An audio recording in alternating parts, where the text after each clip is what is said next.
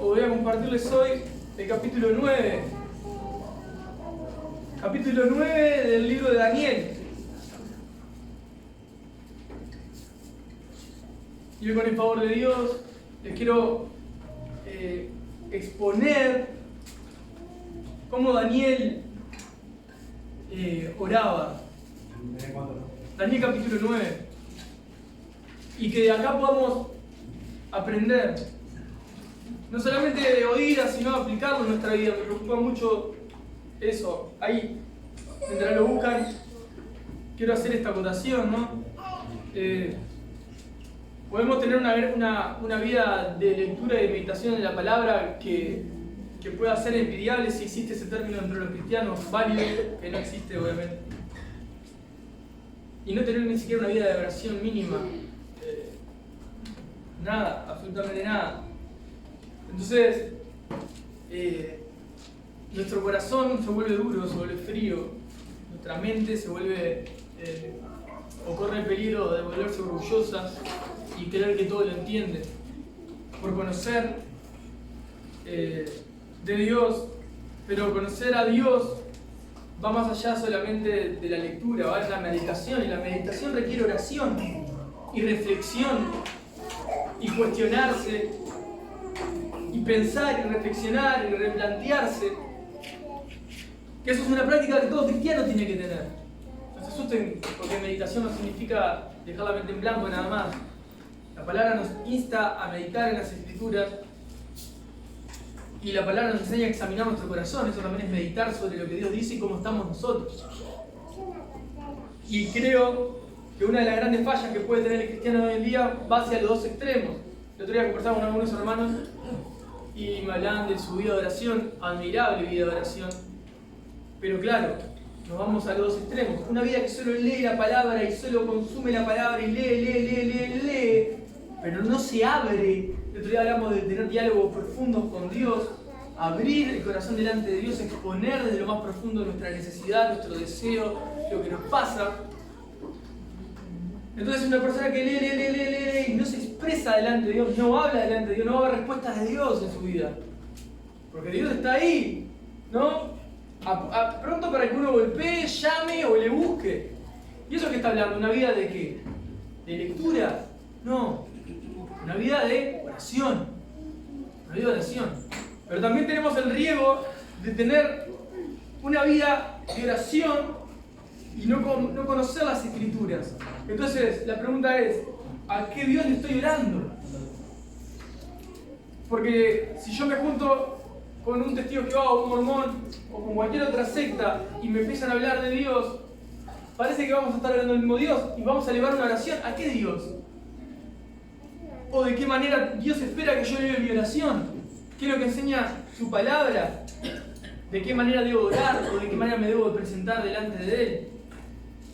Indudablemente una persona pecadora, sin arrepentimiento, su oración no va a tener ningún resultado, porque Dios no escucha al que no está arrepentido. Él escucha al corazón entristecido, al que se lamenta, al que se duele por su pecado, al que no está conforme con la manera pecaminosa que vive y no quiere vivir así. Ese es el corazón que Dios escucha.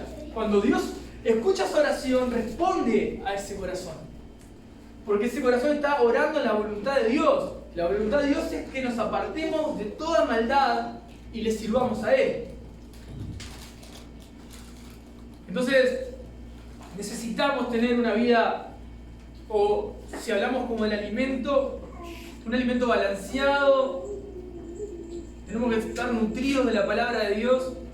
Y esa palabra, ese pan de vida tiene que ser de alguna manera digerido a través de la oración, a través de ese momento en el que fluye, ¿no?, el diálogo profundo entre nosotros y el Señor.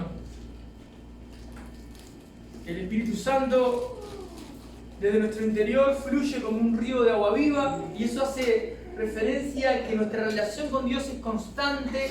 No está hablando únicamente, ni principalmente, ni en primera instancia de una sensación en el cuerpo, para nada.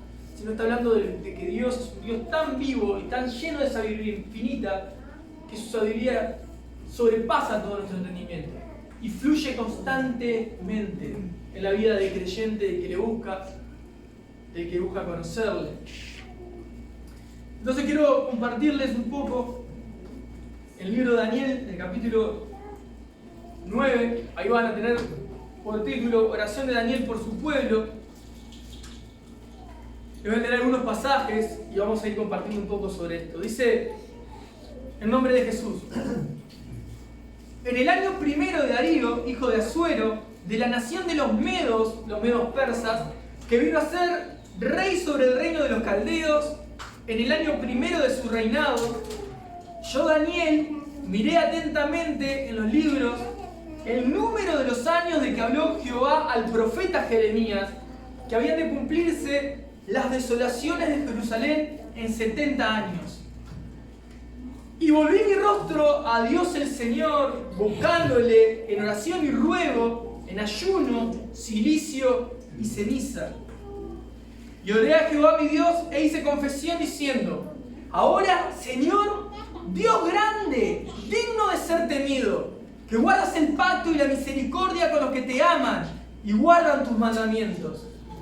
Hemos pecado, hemos cometido iniquidad, hemos hecho impíamente y hemos sido rebeldes, y nos hemos apartado de tus mandamientos y de tus ordenanzas.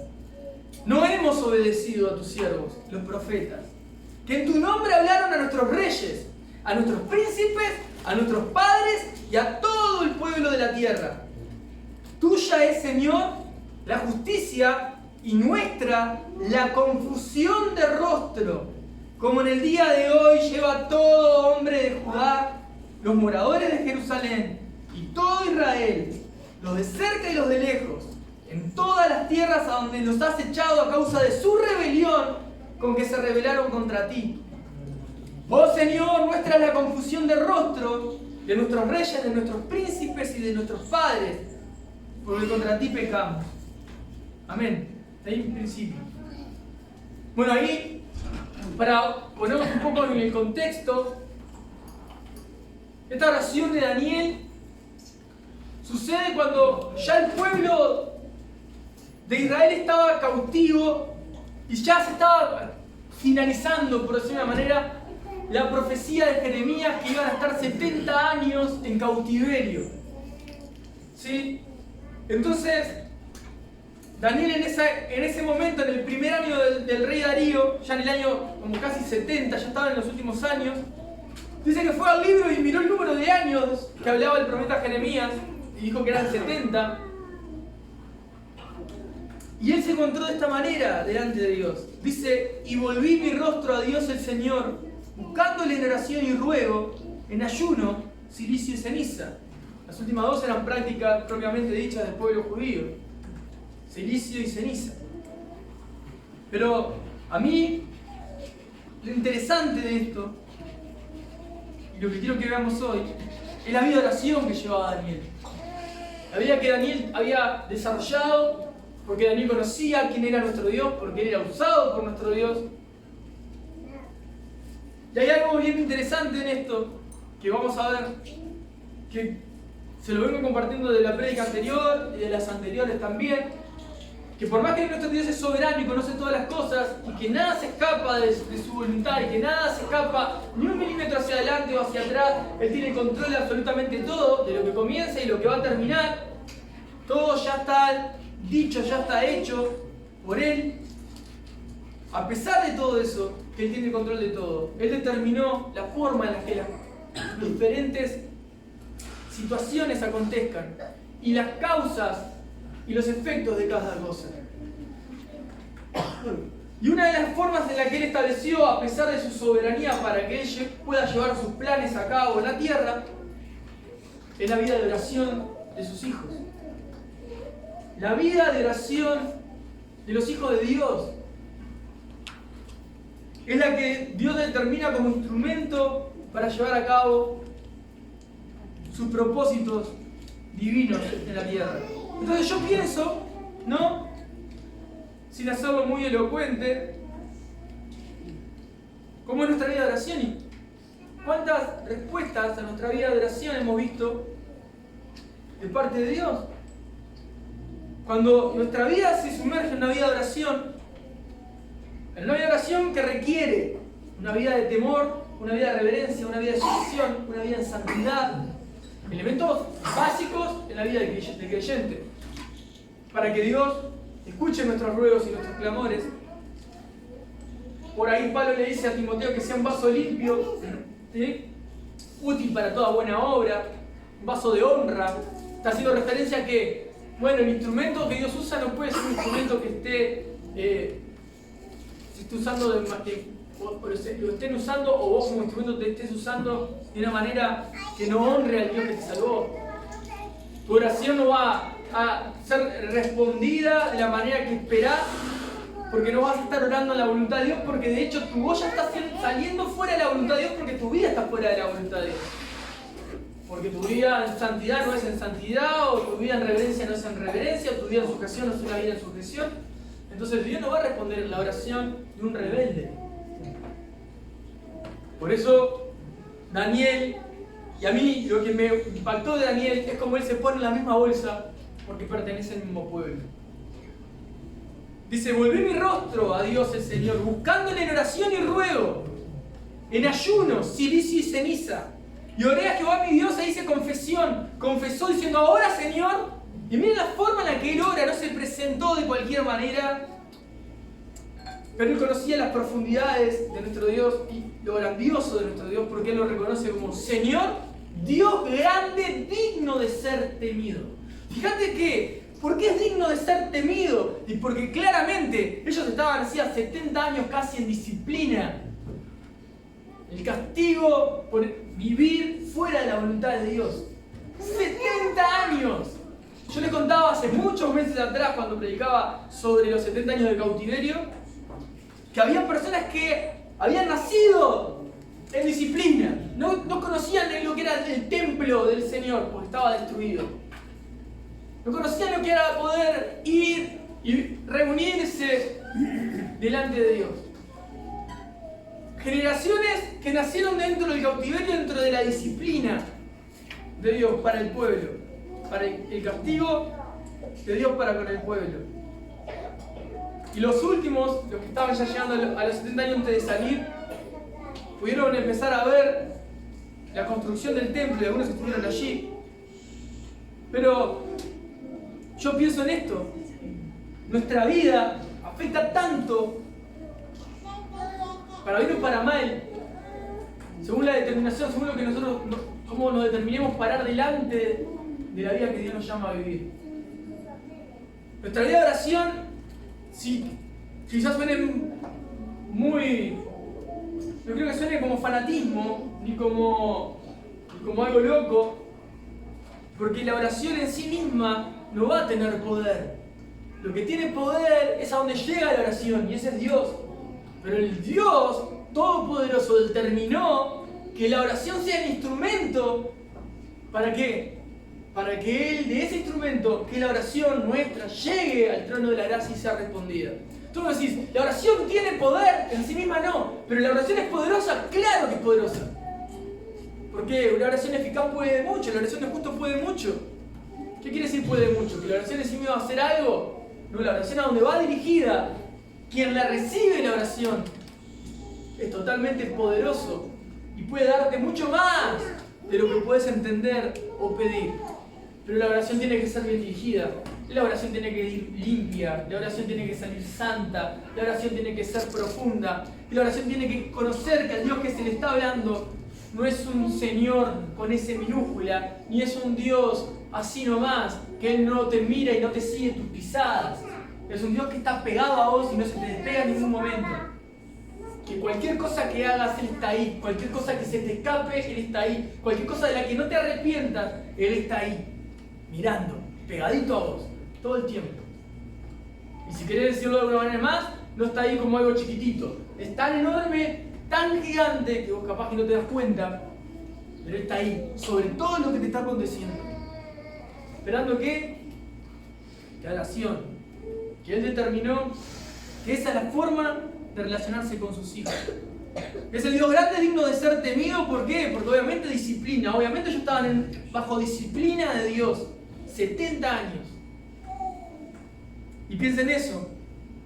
Dios grande y digno de ser temido, que guardas el pacto y la misericordia para con todo el mundo. No. Guardas el pacto y la misericordia con los que te aman y guardan tus mandamientos.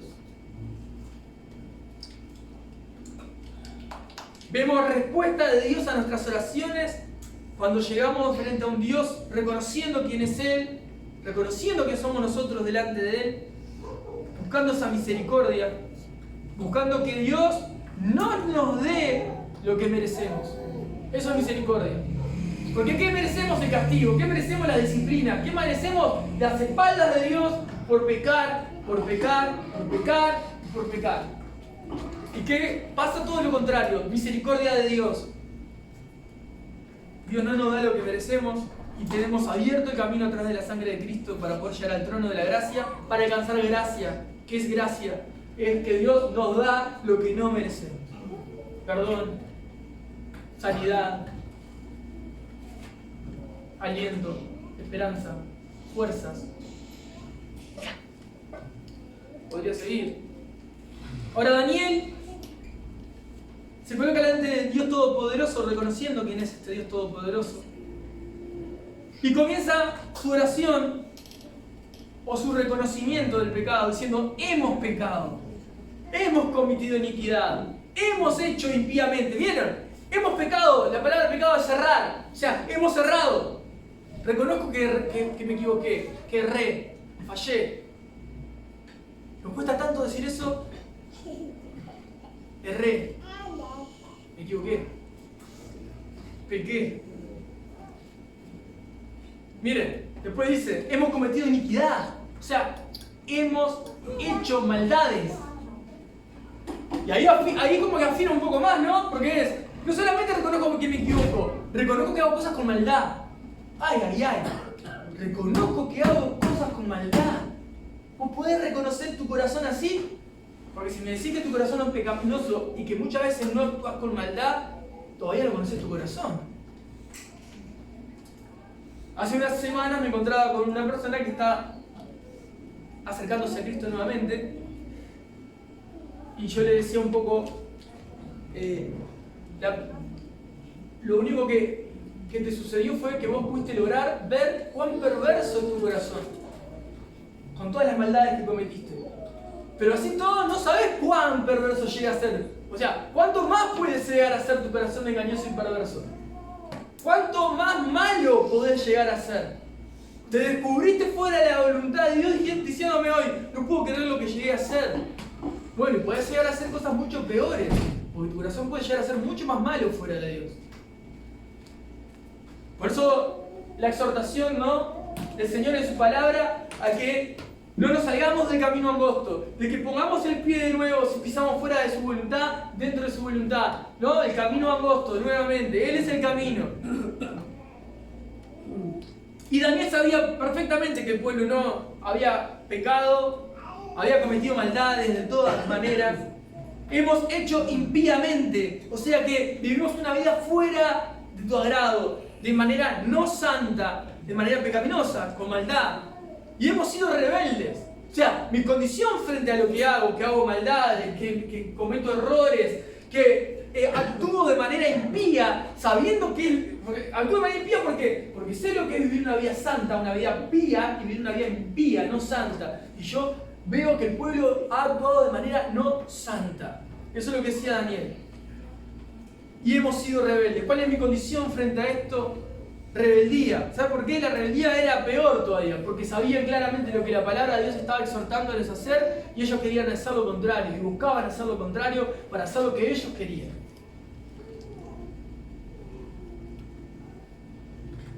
Dice, y nos hemos apartado de tus mandamientos y de tus ordenanzas.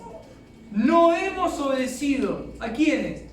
A tus siervos los profetas. Eran la voz de Dios en ese tiempo. La escritura no estaba, esto no existía. No estaba la palabra de Dios. Toda completa, la revelación completa de Dios no estaba. Entonces, ¿cómo se transmitía la verdad de Dios? Desde el tiempo de, vamos a decirle, Abel en adelante. Oralmente. Hasta que Dios determinó que sea a través de la escritura, dando las tablas, y etcétera, etcétera. Pero siempre se transmitió de generación en generación oralmente la palabra de Dios. Y ellos sabían que no habían obedecido la voz de los profetas, que era la voz de Dios para aquel entonces. Que en tu nombre hablaron a nuestros reyes, a nuestros príncipes, a nuestros padres y a todo el pueblo de la tierra. O sea, a todos les hablaron. Y ninguno hizo caso. Tuya, Señor, la justicia y muestra la confusión de rostro. La confusión de rostro. O sea, estoy confundido, estoy viendo caras, ¿no? Donde no lo hay. O identifico algo, pero en realidad no es lo que es realmente. Estoy confundido. Y también reconocer que uno está confundido.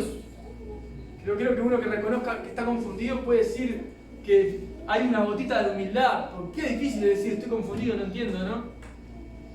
O decir qué rebelde que soy frente a lo que escucho. O qué rebelde o qué pecador que soy. Me paso equivocando. O cómo hago cosas con maldad. Y creo que si vemos la palabra de Dios, es tan bondadoso Dios y tan bueno, porque cuando nosotros pecamos, después vamos a llegar a esa parte, pero si nosotros nos arrepentimos y vamos y volvemos a Él, Él hace así tan maravillosamente, ¿no? Con su sangre, y hace así y nos limpia y desaparece la maldad y el pecado y la vergüenza nuestra desaparece, porque podemos volver a mirar a la cruz y nos podemos parar con dignidad que nos fue otorgada por Cristo. Pero cuando nosotros no respondemos delante de Dios con este tipo de oración, no vamos a Él de esta manera y seguimos caminando, haciendo nuestro camino, bueno, justamente nuestro camino. Ahora lo vamos a ver eso también. Dice, voy a saltearme lo que sigue del 7 para ir más rápido, el 8. Oh Señor, oh Jehová, nuestra es la confusión de rostro. Vuelve a repetir lo mismo. Mira, cuando estás mal y de repente, bueno, te encontrás orando en algún momento sería bueno, pero cuando uno está mal o uno está sobrepasado o uno se equivoca y dice, ¿por qué? ¿Por qué? ¿Por qué? Bueno, ¿vieron esa expresión de que no puedo entenderlo, ¿por qué a mí? ¿Por qué? Porque bueno, Daniel estaba en ese clamor delante de Dios, reconociendo nuestra es la confusión de rostro, de nuestros reyes, de nuestros príncipes, de nuestros padres, porque contra ti pecamos. Pecamos contra ti, Señor. Contra ti, no contra otros, contra ti. Todos. El 9 dice, de Jehová nuestro Dios es el tener misericordia y el perdonar. Y ahí él comienza a recordar, ¿no? El carácter de nuestro Dios. Nuestro Dios, su carácter, el carácter de nuestro Dios es el tener misericordia y perdonar. Aunque contra Él nos hemos rebelado. Aún los que viven en rebeldía hoy caminan en rebeldía delante de Dios. Nuestro Dios está interesado en perdonar y mostrar su misericordia. Aún hoy Dios está ahí para responder a favor de ellos. Dice, nuestro Dios es un Dios que tiene misericordia y perdona, aunque contra Él nos hemos rebelado y no obedecimos a la voz de nuestro Dios. Y ahí dice, para andar en sus leyes. O sea, tendríamos que andar en sus leyes que Él puso delante de nosotros por medio de sus siervos los profetas. Todo Israel traspasó tu ley, apartándose para no obedecer tu voz. En el 11. Y el final del 11 dice, porque contra Él pecamos. Vamos a ir al 13. Dice, conforme está escrito en la ley de Moisés, todo este mal vino sobre nosotros y no hemos implorado el favor de Dios, de nuestro Dios, del Señor nuestro Dios, para convertirnos de nuestras maldades y entender tu verdad. Quiero detenerme ahí. Yo no sé si ustedes han llegado a estar en estas situaciones tan lejos de la voluntad de Dios. Quizás no, o quizás sí. Si lo vemos en profundidad, la distancia es la misma. Estar de espaldas a Dios, no importa si estés a 15 kilómetros o a 2 centímetros, estás de espaldas a Dios. Pero miren lo que dice Daniel al Señor. Este mal nos vino a nosotros. Y estamos en este mal. Estamos viendo que hace 70 años estamos mal. Que está todo mal alrededor de nosotros. Seguimos haciendo lo que queremos. Sabemos dónde está el cambio. Sabemos lo que debemos hacer. Y miren lo que dice Daniel sobre el pueblo. Y no hemos implorado el favor de nuestro Dios. ¿Para qué vas a implorar el favor de tu Dios si no tenés ánimos y no siento de orar, como hablaba con esta persona hace unas semanas atrás, ¿no? No siento el orar, no siento el leer, no siento. Pero no, más allá que lo sientas, ¿vos sabés lo que tenés que hacer? Obedecer. No tenés que sentir, obedecer primero, ya sabés lo que tenés que hacer. Entonces, ellos no imploraron el favor de Dios para convertirnos de nuestras maldades y entender tu verdad. ¿Qué tenían que hacer ellos? Esto tendría que ser la oración. Dios, hemos hecho 70 años lo que quisimos, siempre acomodamos todo como a nosotros nos parecía. Siempre quisimos hacer lo que nosotros queremos. Ahora, yo no tengo ningún interés de hacer lo que vos querés. Por eso te pido que vos seas el que me conviertas de mi maldad. O sea, me vuelvas. Estoy caminando así y yo sé que solo vos podés hacer que camine para el otro lado. Cambiá mi dirección y enseñame a obedecer tu verdad. Necesito conocer tu verdad. Entender tu verdad, dice Daniel. No hemos implorado el favor de Jehová nuestro Dios para convertirnos de nuestras maldades y entender tu verdad. Aún el que no siente ganas, aún el que no siente en el corazón la necesidad de, puede estar a esa oración, no, ni siquiera incrédula, porque está llegando en oración, sin fe, sin esperanza quizás, y decirle a Dios, Dios, si vos estás ahí, yo estoy haciendo esto está mal, yo sé que a vos te agrada otra cosa, convertime y haceme entender tu verdad. Porque el pueblo de ellos ni siquiera eso hizo. Ni siquiera fue uno que dijera, me parece que estamos haciendo cualquier cosa, si le pedimos a Dios que nos cambie el rumbo, porque necesitamos entender qué está pasando. Cada uno seguía ensimismado en lo que cada uno quería hacer y era un desastre. Estaban cautivos, los habían agarrado. ¿Cuántas veces nos podemos encontrar en esas situaciones? El orgullo es tan grande, ¿no? Que te lleva ni siquiera a orar. Yo creo que el problema también está cuando nosotros analizamos la oración como un mandamiento, ¿no? Como un mandamiento de estás obligado a orar. Y vamos, si quieren ir a la ley, no vas a encontrar que dice no dejes de orar, ¿no? Más que un mandamiento es un deber, pero más que un deber es que cuando dice Dios que lo ames con todo tu ser, significa que tu relación con Dios va a ser una relación. Y si hay una relación hay diálogo.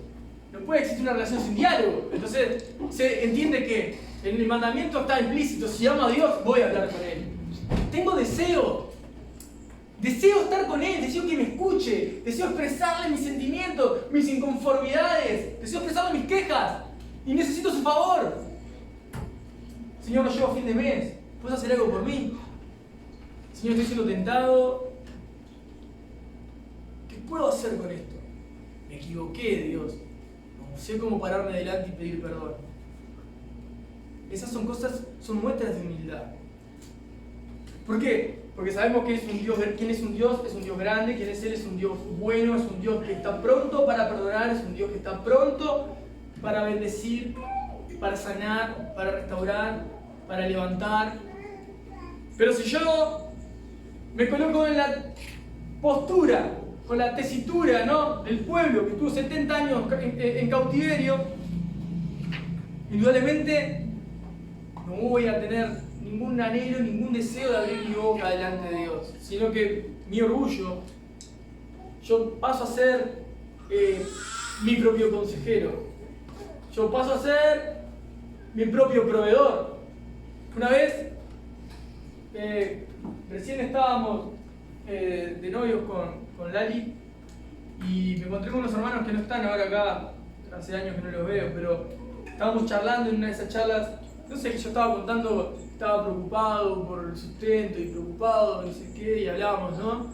Cómo nos íbamos a mantener a un futuro y si Dios bendecía nuestra relación. Entonces en un momento me agarra una hermana que estaba ahí y me mira y me agarra la mano y me dice: no. Vos no sos el proveedor de tu casa, ni vas a ser el proveedor de tu casa.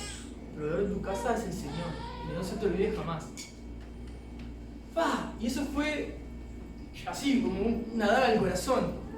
Porque mi confianza estaba puesta en mí, en mi intelecto, en mi capacidad.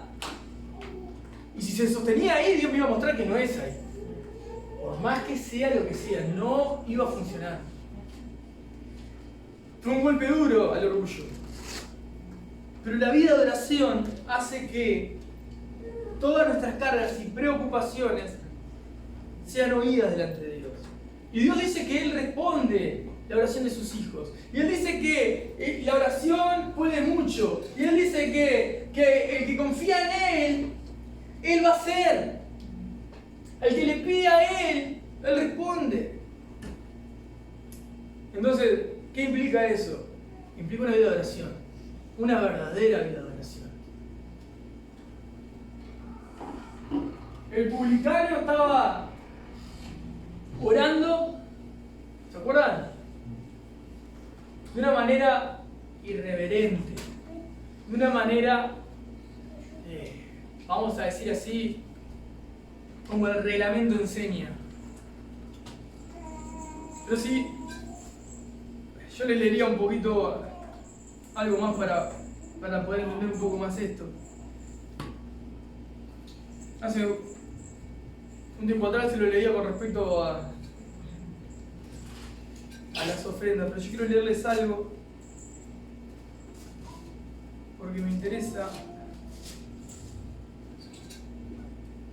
Y el otro día se lo compartía con los hermanos sobre otro tema. Esto es lo rico de la palabra de Dios, ¿no?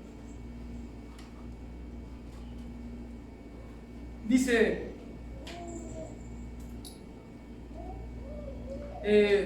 voy a leerles Corintios capítulo 14, una parte, ¿no?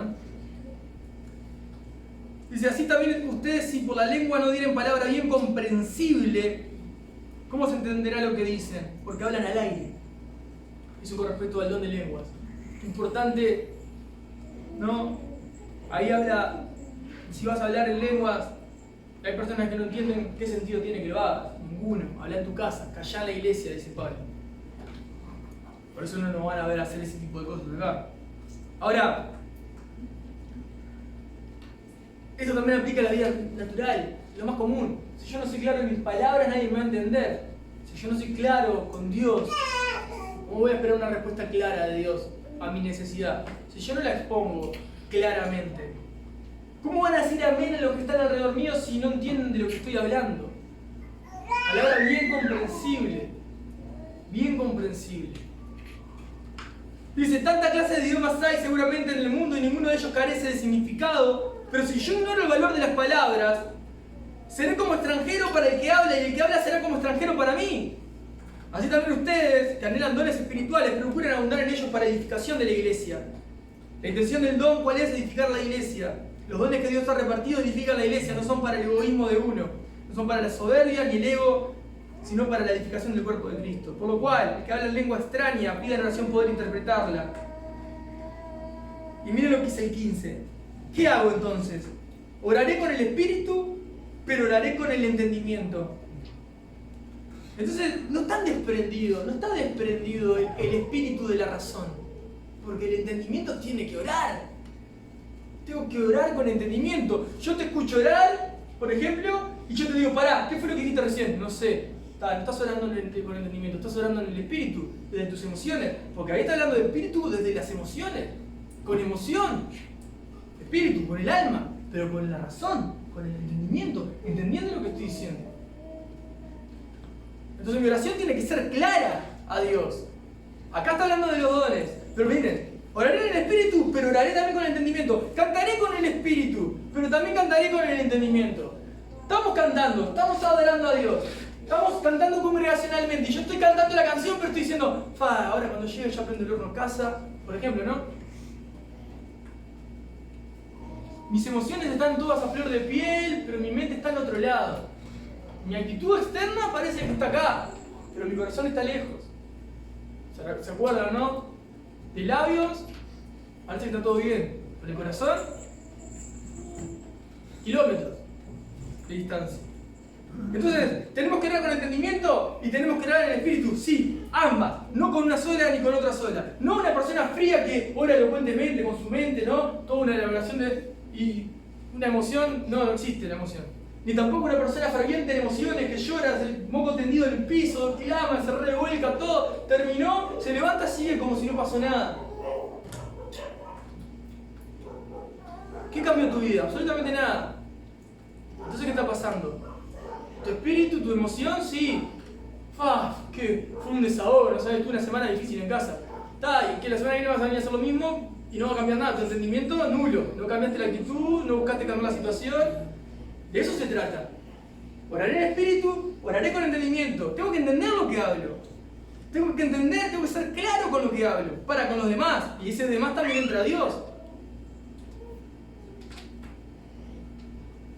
Miren lo que dice después. Bueno, lo decía, ¿no? Pero en la iglesia prefiero hablar 5 palabras. Miren la expresión que usa Pablo. 5 palabras con entendimiento. Para enseñar también a otros que 10.000 palabras en lengua desconocida. De ahí el tener una vida de oración balanceada, dominada por el Espíritu Santo, sea con dominio propio. Hermanos, no sean niños en el modo de pensar, sino sean niños para la maldad, pero sean maduros en el modo de pensar. ¿Por qué les compartía esto? Por la forma en la que uno tiene que buscar tener esa vida de oración. Es muy importante desarrollar ese hábito. Ahora, volviendo a Daniel 9,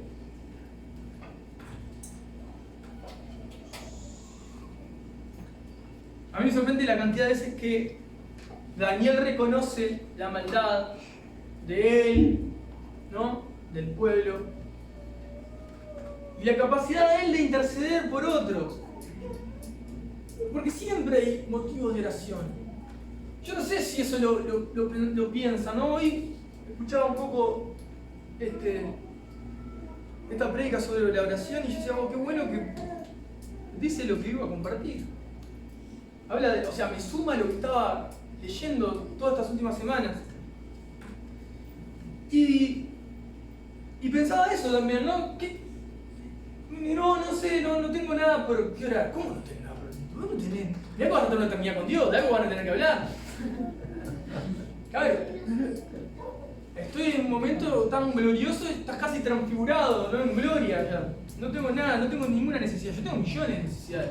Ahora, puedes decirme, no tengo ninguna urgente. Bueno, es otro tema. Bueno, no estoy orando porque no tengo nada urgente por qué orar. Bueno, está mal, porque en realidad no oro porque necesito pedir, nada más. Oro porque Dios estableció esa forma de relacionarse conmigo. Porque disfruto, deseo de estar con Él. Ahora es otra cosa que la que pensaba. Si no me equivoco, lo voy a buscar, capaz que puedo ahorrar en esto. A ver si estaba.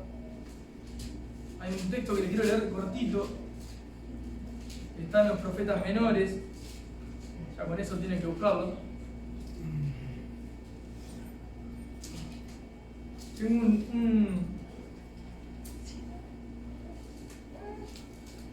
un pasaje que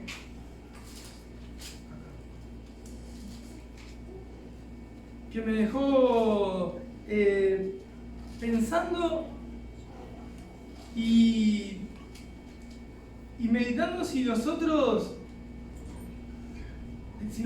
lo vimos de esa manera. En Ageo, en el capítulo 2, también contemporáneo de Daniel, o sea, estaban viviendo en el mismo tiempo, o un poco más adelante, capaz que Ageo, pero en el capítulo 2, en el verso 7, dice, y haré, hablando sobre lo que el Señor iba a hacer, ¿no? Dice, y haré temblar a todas las naciones y vendrá el deseado. Nombre que se le adjudica a nuestro Señor, ¿no? El deseado de todas las naciones, y llenaré la gloria y llenaré de gloria esta casa, ha dicho el Señor de los ejércitos. Se usa para cantar y emocionarse y todas esas cosas, ese pasaje también. Pero eso dice algo muy importante, que tiene que hablar a tu corazón. Si a vos te pasa de estar en tu intimidad, o en tu diario vivir, o en los momentos aún más distraídos, y sentís ese fuego ardiente que hace que vos desees a Dios. Como cuando caminaron esos hombres delante del Señor y no lo reconocieron y decían, algo de mi corazón nos ardía. Yo deseo a Cristo. Por eso otra vez se lo preguntaba a alguno de ustedes, y eso siempre lo uso para con todos, ¿no? Cuando digo, bueno, vos amás a Dios, me acuerdo que eso lo aprendí de viejito Sproul, que ya no estamos nosotros, ¿no? Él decía, bueno, Si vos querés saber si alguien nació de nuevo, preguntale si ama a Dios. Pero al Dios bíblico, no al Dios de las películas, ni al Dios de las emociones, al Dios de la Biblia. Si conoce al Dios verdadero. Y si te dice no sabe, si no se anima a decir que ama porque lo ve como algo demasiado, una palabra demasiado grande. Bueno, ¿querés a Dios? ¿Deseás a Dios? ¿Deseás un deseo? ¿Un anhelo? Y como que va, entre comillas, reduciendo, ¿no? Ese sentir o ese deseo. ¿Por qué? Porque si apenas hubiese yo necesito, tengo sed de eso. A mí me encantaría, yo lo necesito, yo quiero estar con Él. Yo quiero que Él responda a mi oración. Si hay eso dentro de un corazón, es dado del Espíritu Santo. No hay nadie que diga deseo a Dios. Y Él es el deseado de todas las naciones. Entonces piensen en eso. Si en sus corazones arde el deseo por estar con el deseado, decís, sí, claro que sí. Bueno, ¿cuánto tiempo pasás con Él? O buscás estar con Él. O orás creyendo que Él escucha y que Él responde. Porque también tenemos la oración incrédula, ¿no? La oración que dice, soy obediente a la Escritura, voy a orar. Pero después de la menos dejar tu soberanía, no sé si lo vas a hacer en realidad. No tengo idea. No sé. Bueno, te tendría que dar un margen un poco más de fe si sabes que vos ya oraste en la voluntad de Dios. Creyendo que lo vas a recibir y se hará. Pero eso implica santidad, implica sujeción, implica reverencia. Cuando digo reverencia, reconociendo al Dios que me estoy presentando, de la manera en la que oro, en la forma en la que me expreso, con la confianza y la certeza que eso implica. Y después, sujetos a su voluntad, claramente, pero deseosos y esperanzados de ver la respuesta a nuestra petición. Entonces, viendo esto, Daniel, sabiendo que estaba pasando lo que estaba pasando, viendo al pueblo como estaba el pueblo, se metió en la presencia de Dios a interceder no solamente por su vida, por el pueblo entero. Entonces, si tuviésemos a Daniel hoy, le diríamos, Daniel, ¿qué hacemos por orar? Sí, por mí y por todo el pueblo. Por los reyes, por los profetas, por todos los que estamos acá. Y dice, después de reconocer a Dios como Dios, después de reconocer y confesar su pecado, primero reconoció con quién se estaba parando adelante. Sabía bien quién era ese Dios. Después reconoció su pecado y el pecado del pueblo. Y por último, miren lo que hace. En el verso 17 dice, ahora pues, Dios nuestro, oye la oración de tu siervo y sus ruegos. Y haz que tu rostro resplandezca sobre tu santuario asolado por el amor del Señor. Inclina, oh Dios mío, tu oído y oye. Abre tus ojos y mira nuestras desolaciones y la ciudad sobre la cual es invocado tu nombre, porque no hemos elevado nuestros ruegos ante ti confiados en nuestras justicias, sino en tus muchas misericordias. Oye, Señor, oh Señor, perdona, presta oído, Señor, y hazlo, no tardes. Por amor de ti mismo, Dios mío, porque tu nombre es invocado sobre tu ciudad y sobre tu pueblo. Me hizo reflexionar el verso 18, cuando él dice, no estamos orando confiados en nuestras justicias. Y hace unos días hablaba con unos hermanos y decía, no, claro, estás haciendo justicia por cuenta propia. Estás tomando la resolución que vos entendés frente a una situación de la manera que vos crees conveniente. Y acá Daniel le dice a Dios, Señor, no estamos elevando nuestras oraciones confiando en nuestras justicias. Esto es lo que yo creo que es lo mejor. Esto es lo que vos tenés que hacer. Esto es lo que yo tengo que hacer. Esto es lo que va a merecer el pueblo. Esto es lo que merece fulano. Esto es lo que tengo que hacer por tal cosa. No oro confiando en que yo voy a hacer esto, Señor. Esto es lo que voy a hacer yo. No tus justicias propias. Estoy orando, Señor, y pidiéndote por tus muchas misericordias. Qué gran diferencia entre hacer justicia propia a entregarnos a Dios en sus muchas misericordias. Oye, Señor, perdona, presta oído, Señor, y hazlo, no tardes, por amor de ti mismo. Dios mío, porque tu nombre es invocado sobre tu ciudad y sobre tu pueblo. Después de toda esta increíble oración de Daniel, se le acerca el ángel Gabriel y le da una visión y le da la visión y la profecía que Jesús iba después a venir.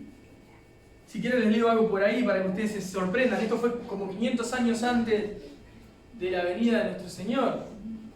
Entonces, se le acerca y le dice en el verso 20, ¿no? Aún estaba hablando y orando y confesando mi pecado y el pecado de mi pueblo Israel, y derramaba ruego delante de Dios por el monte santo de mi Dios.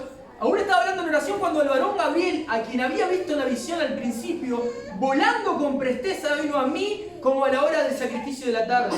Y me hizo entender y habló conmigo diciendo: Daniel, ahora he salido para darte sabiduría y entendimiento. Al principio, escuchen esto, causa y efecto, vamos a decir, esto es lo que determinó Dios, aunque Él es soberano. Él determinó la oración. Dice así: al principio de tus ruegos fue dada la orden, ¿de quién? De Dios. ¿A quién?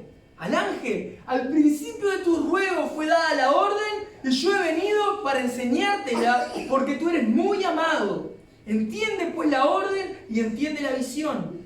70 semanas están determinadas sobre tu pueblo y sobre tu santa ciudad para terminar la prevaricación y poner fin al pecado, expiar la iniquidad, para traer la justicia perdurable y sellar la visión y la profecía y ungir al santo de los santos.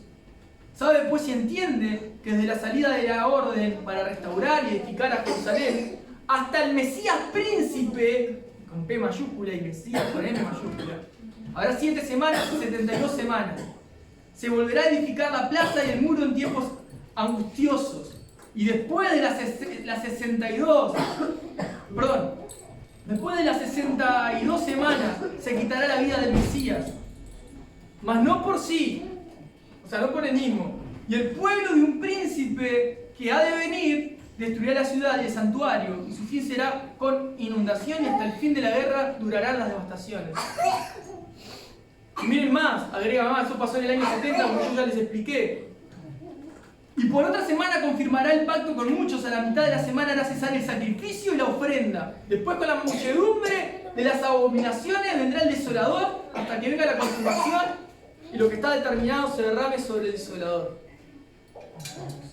Esto fue lo que vino a Daniel después de comenzar esta oración, y en el mismo momento que él empezó a orar le fue dada la orden de parte de Dios a que vaya Gabriel a mostrarle todas estas cosas. En el capítulo 10, un tiempo más adelante, Daniel vuelve a tener una visión. No le voy a entrar en eso porque no quiero entrar en ese detalle, pero quiero que vean la respuesta que él recibe.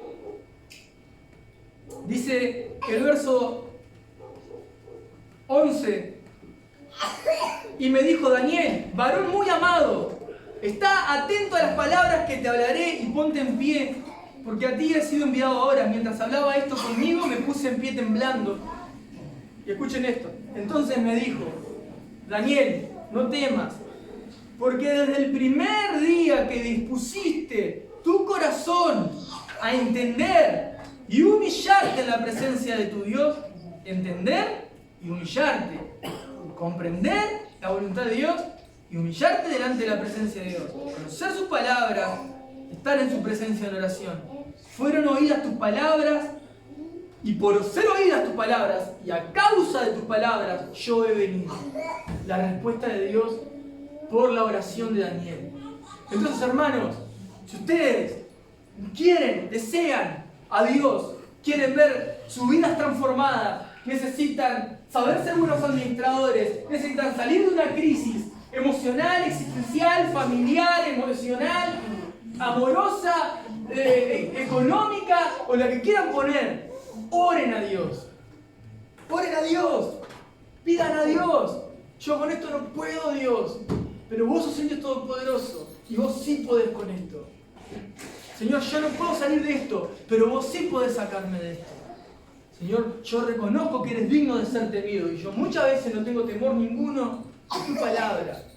No tengo temor ninguno de estar en tu presencia. No llego deseando estar en las reuniones. Tengo totalmente irreverencia dentro de la reunión, fuera de la reunión, en mi casa, en mi trabajo. Soy una persona irreverente a tu verdad. Y no quiero ser irreverente. Quiero ser una persona reverente, respetuosa, deseosa, sencilla de corazón. Hermanos, yo no sé las necesidades que puedas estar teniendo hoy en profundidad. Pero sé que nuestro Dios nos llama a orar, no con incredulidad, no sin entendimiento, no sin santidad, no sin reverencia, con arrepentimiento, sencillos, pero sinceros. Hay cosas que no me gustan, hay cosas que no entiendo, hay cosas que me duelen, hay cosas que me lastiman, hay cosas que me ofenden, hay cosas que me cansan. Bien, esas tienen que ser presentadas delante del trono de la gracia para que Dios responda favorablemente a tu oración. Y Dios responde la oración de sus hijos.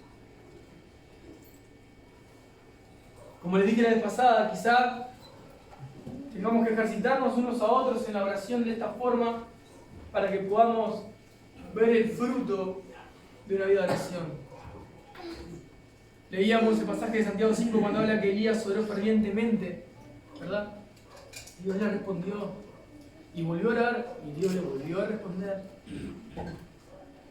No estamos hablando de algo chiquito, estamos hablando de que la oración que provocó, que habló Elías, fue la voluntad de Dios, y era la voluntad de Dios que él orara así, para que a través de esa oración, la causa de la oración, el efecto que iba a hacer la oración, era que el tiempo, el clima cambiara por 3 años. Entonces, pero eso lo provocó Elías, lo provocó una vida en santidad, que clamaba a Dios, que conocía al Dios Todopoderoso que responde las oraciones de sus hijos. Y todo lo que piden en mi nombre se los daré, eso implica estar en la voluntad de Dios.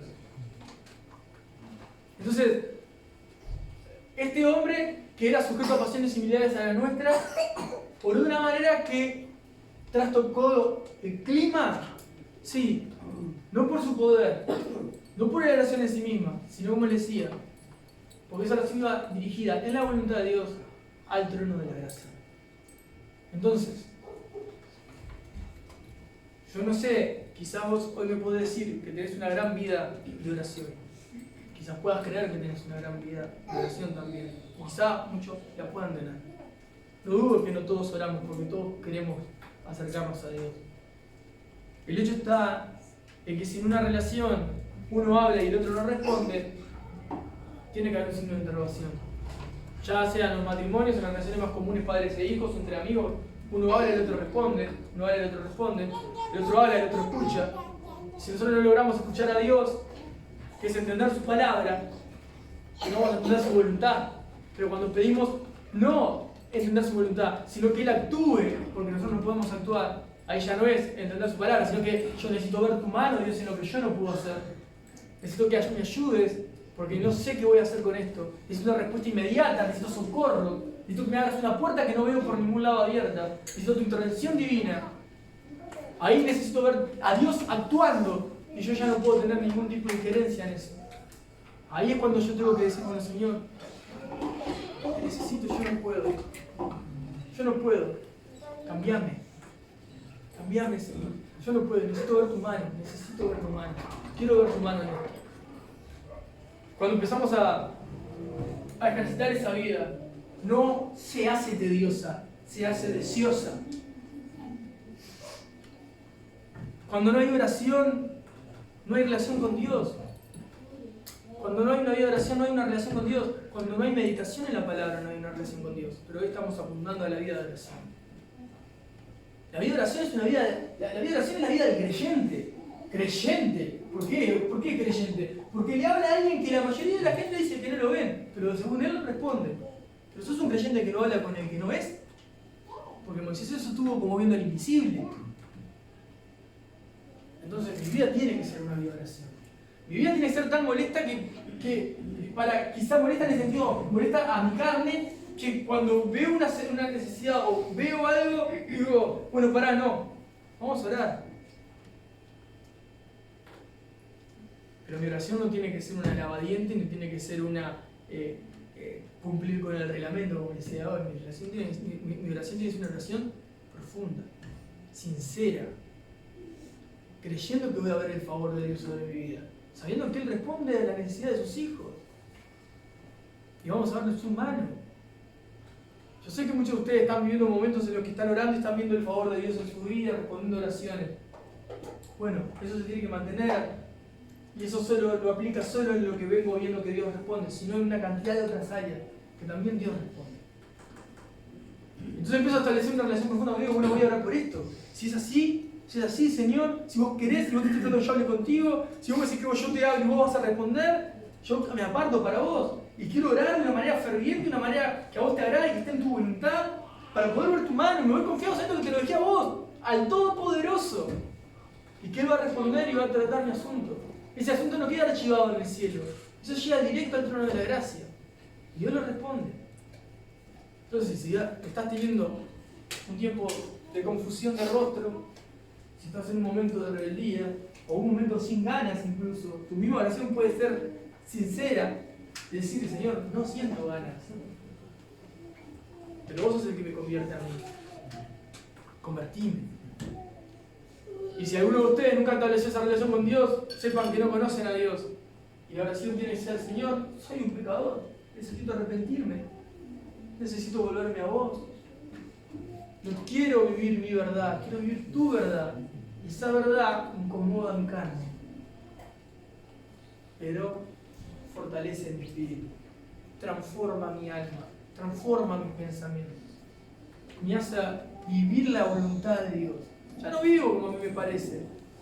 Ya no vivo yo, mas Cristo vive en mí. ¿Literalmente pasa eso en tu vida? ¿Vos estás seguro que cuando decís Cristo vive en mí, abrís la Escritura y decís, esa es la vida que el cristiano debe llevar? Es la que yo vivo. Es fuerte. Es fuerte.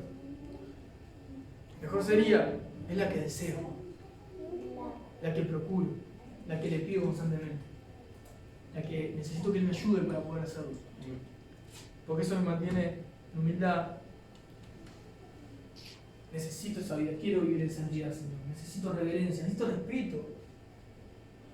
Hoy les bromaba cuando llegaban y decía, ¿qué están haciendo acá afuera? ¿No? Es un poco en broma, un poco en serio. Capaz que muy en serio más que en broma.